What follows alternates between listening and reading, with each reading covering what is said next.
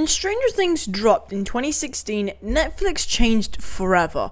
But how much of Netflix's success actually came from this one show? Let's just break down how successful and impactful Stranger Things was. Hello everyone and welcome back to AustinPlus commentary, where today Stranger Things Season 5, the finale, is right around the corner, and it would be a mistake of me and it would be pretty stupid if I didn't make a bit of content on it.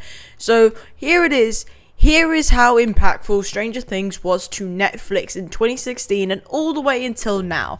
So without further ado, let's get into it. Now, its initial release in 2016, Netflix was still already growing, but it lacked a state of franchise. There was nothing like glorious about it. It wasn't special compared to others that were going on at the time, because at the time other hits included like House of Cards and Orange is the New Black, and that's when they started to really break through.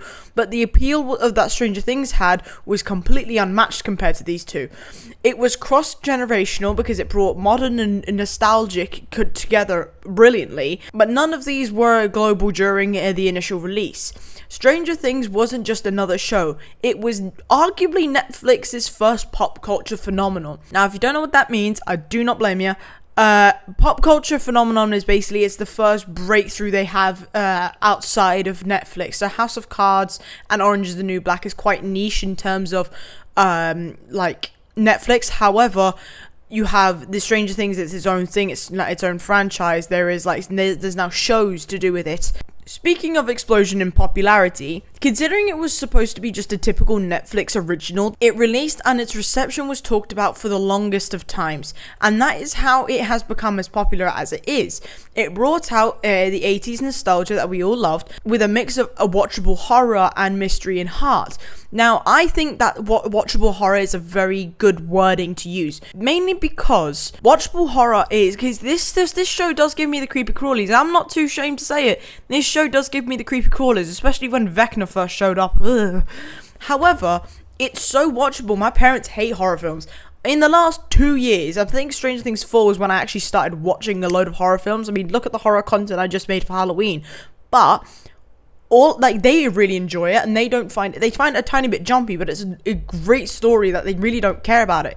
It brought in both the Spielberg, the Stephen King, and some other like fan bases, especially a large Goonies energy that a lot of people loved. Like, if anyone watched the original Goonies movies, they agree that this is very similar, and it was the quickest show to gain popularity literally overnight. People now wear their costumes for Halloween, and who can blame them? Who wouldn't want to dress up as Vecna and literally go with some people in the trick-or-treat?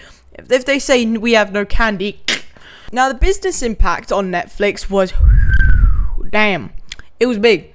Stranger Things helped define Netflix's brand identity. It's what I think solidified Netflix's position in the competition for streaming services. Imagine it like F1. It's not just a streaming service, but a creator of original high quality content. We got games for Stranger Things. We got clothes. We got Funko Pops galore.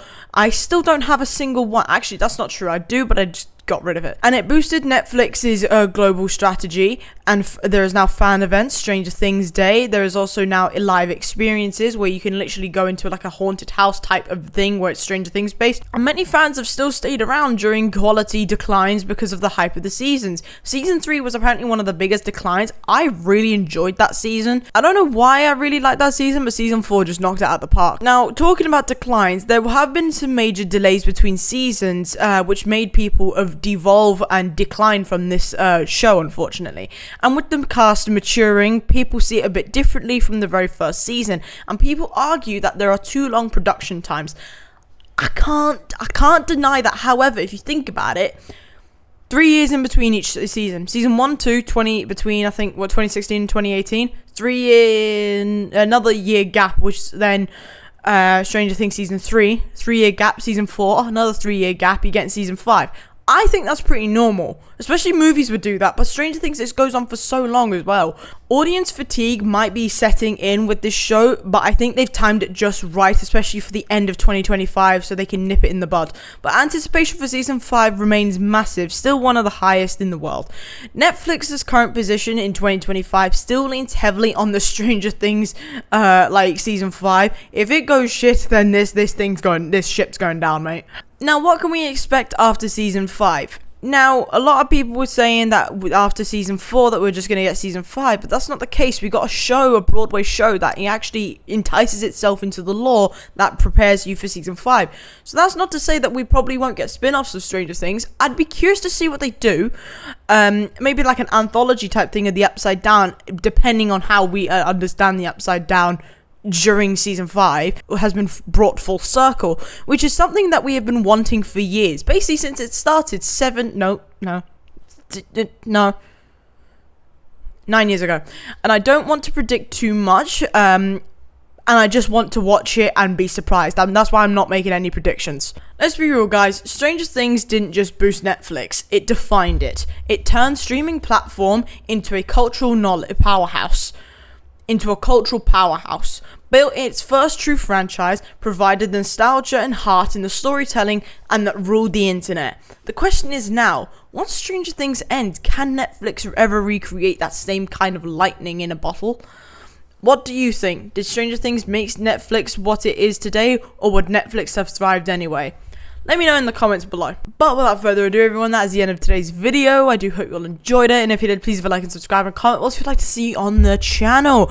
And don't forget to go check out Stranger Things Season 5, dropping November 26th, 27th. I'm watching on the 27th based on where I am, but I can't wait to watch it as well.